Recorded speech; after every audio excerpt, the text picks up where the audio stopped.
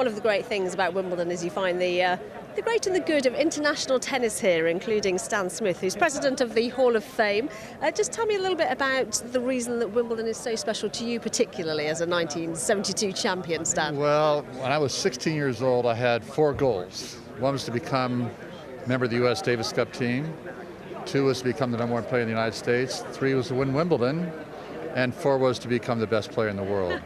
And so it was one of those things that, I strove for. It motivated me as I trained, from that point forward to try to be, to actually play at Wimbledon, first of all, of course, and then win. So I came here in '65, and I played a guy who's actually a member of the All England Club now, and I was up 2 sets to love against him in the qualifying at Roehampton, and I lost that match. His name is Jeff Blewett, and so it was very appropriate for that particular situation. I was up 2 sets to love, about to at least get into Wimbledon for the first time, and I lost to him. But I was able to come back and play in the finals in '71, and then lose to Newcomb in 5 sets, and then in '72, I was able to beat Nastasi in 5 sets, and so it turned around, and then I actually had some match points in the semifinals in '74, and we boycotted in '73. So there's a lot of things that have happened in my career that have been very significant,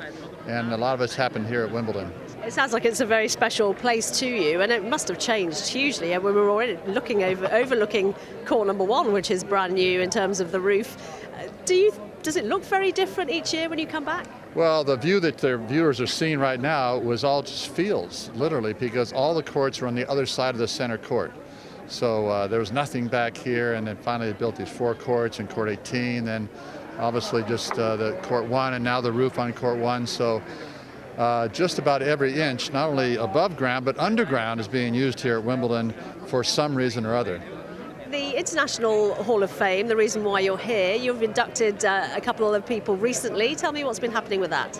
Well, we had a very special presentation just now with Helena Sukuva, and she is a 4-time Wimbledon doubles champion, 3-time mixed doubles champion, #1 in the world in doubles, and in the top 5 in singles. Her mother actually was a finalist here at Wimbledon back in 1962. So I'm sure that her mother, her family, all of her friends back in the Czech Republic are very proud of her, and we're very proud to have her as part of the International Tennis Hall of Fame. How are people chosen? Because I know that at the French Open, Jim Courier and Michael Chang received their rings, didn't they? And Jim Courier was just overwhelmed with being involved with the Hall of Fame.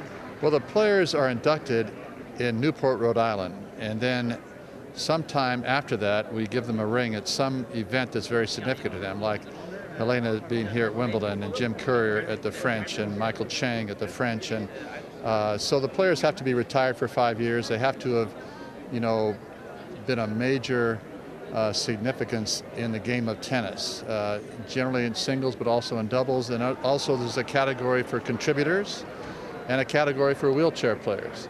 So literally, arguably, all the best players in the world have been inducted in the Hall of Fame. We have now 246 inductees. That includes contributors, wheelchair players, and players from, I think, 26 different countries.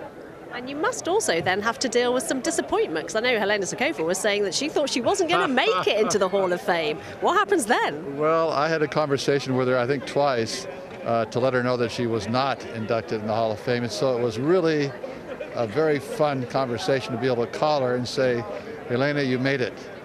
Mary Pierce is the same way. Mary Pierce is being inducted this year in about 2 weeks in Newport, along with Yevgeny Kafelnikov and Li Na.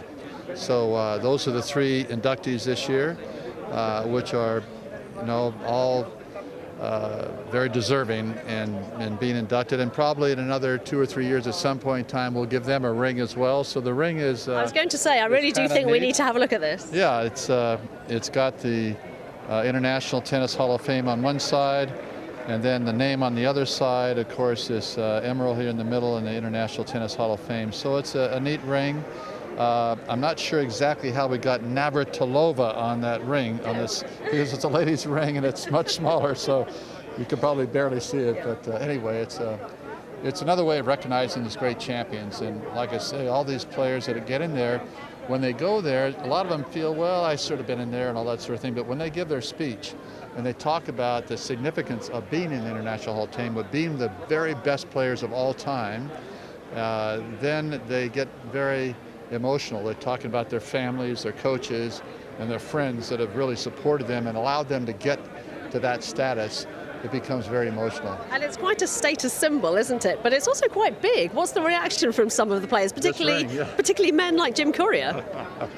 Well, some really love it, some don't. The significance of it is really the important thing, to know that they're in this fraternity of the great players of all time. So no one's rejected it, but some probably don't feel quite as comfortable with it than others. Well, it is an absolutely fantastic ring, and it's lovely to talk about the history of the International Hall of Fame with Stan Smith.